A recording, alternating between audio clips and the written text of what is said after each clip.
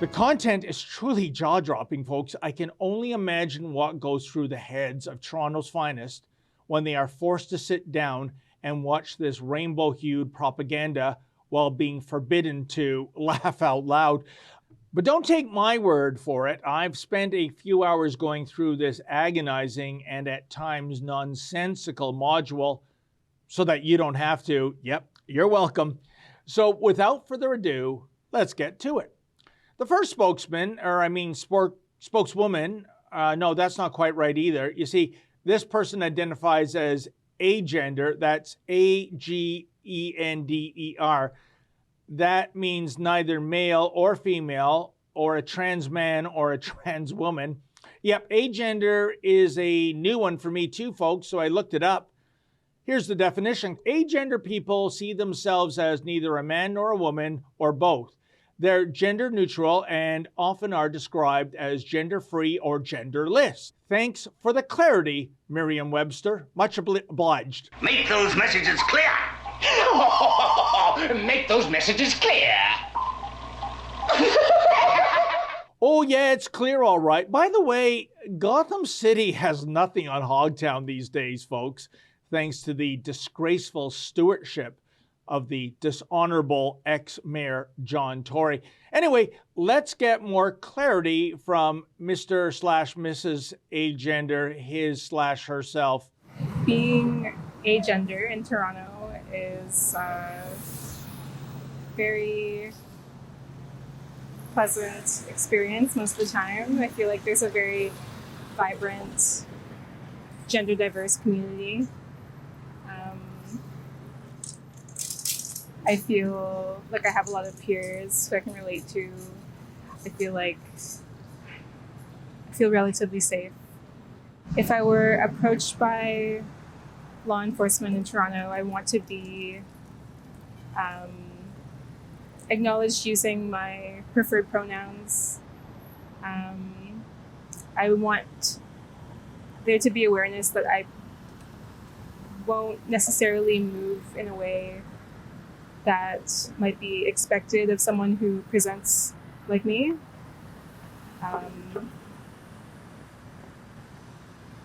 And my behaviors and the way I carry myself just might be a bit different than what is anticipated. Fascinating. You know, it'd be most helpful if those pronouns were presented in that teaching module. Is the speaker a he, him, or a she, her, or a they, them, or a per, pers, or a v, ver, or a z, zi? And as Ron Popal used to say on those cheesy Roncoats, but wait, there's more. I feel like I've had some really negative and sort of neutral experiences in my interactions with Toronto police. In the circumstances where I found it to be a bad experience, I was handled really physically violently, which is really dehumanizing. Okay, this person was handled really physically and violently, but was she, her, z, zer, v, perhaps, breaking the law at the time? What led to this negative encounter with police? It's never explained. And yes, I know we are supposed to think of trans people as being soft and cuddly and full of love and giggles, but is this truly always the case? Remember this guy? Gal? Something? Excuse me, it's ma'am. It is ma'am. I can call the police if you'd like me to. You need to settle down. You need to settle down and mind your business, okay? Both of you guys? Ma'am, once again, ma'am. I said both of you. No, you said sir. Once again, it's ma'am. I actually said both of you guys. It was a general. Right beforehand, you fucking said sir. Sir? Okay. Motherfucker, take it outside. If you want to call me sir again, I will show you a fucking sir. I apologize. Motherfucker. I apologize now. Yeah, the clerk was obviously at fault for calling someone who is obviously a biological male sir, and par for the course when a trans person has their feelings hurt, well, they tend to self-identify as violent thugs. Okay, so we leapfrog from high energy Miss America to a message from none other than Toronto Police Chief James Reimer. Poor Chief Reimer, he displays all the enthusiasm of a man marching to the gallows as he explains what led to this torturous transgender training, something that has little to do with law enforcement and everything to do with wokeness and political correctness and virtue signaling. Welcome to the Diversity and Trans Inclusion module, an essential part of the Toronto Police Service's GDTI Inclusion Initiative. The training you are about to undergo reflects our commitment to strengthening our relationship with the trans and gender diverse communities in Toronto, and to making TPS a safe and inclusive workplace for our trans and non-binary employees. In 2015, Boyd Kodak, a trans man, filed a human rights complaint after being discriminated against by both TPS and the Ministry of Community, Safety and Correctional Services. Following his arrest, Mr. Kodak was placed in the women's sections of both police and correctional facilities, had his gender-affirming articles confiscated. Oh my God in heaven, she had her gender-affirming articles confiscated? In other words, they took away her dildo?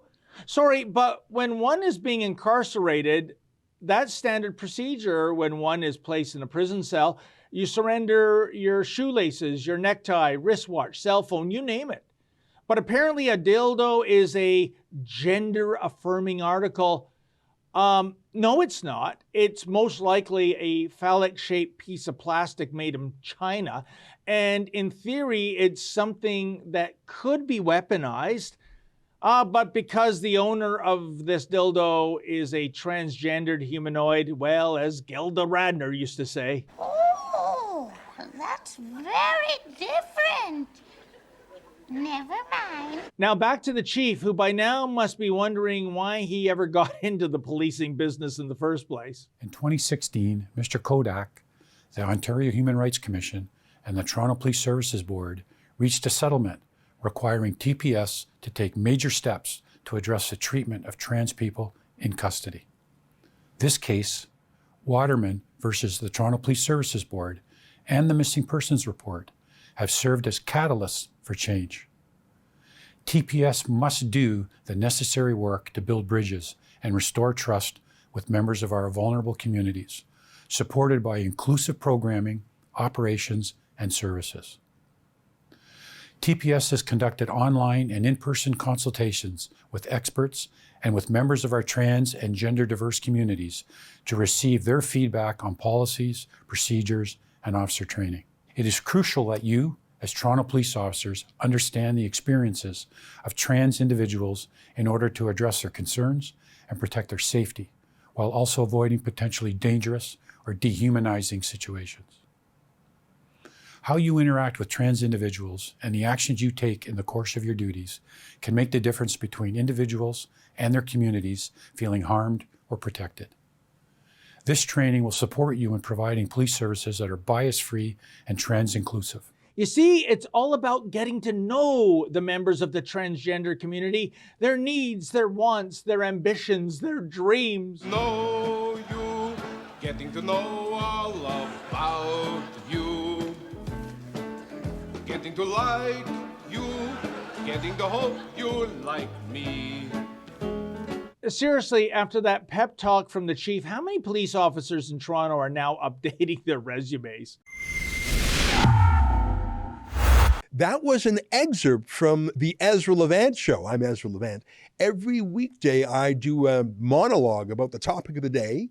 Then I interview a fascinating guest either in studio or via Skype. And then I read your mail, whether it's fan mail or hate mail, which is sometimes even more interesting. This is on our premium service, though, called Rebel News Plus.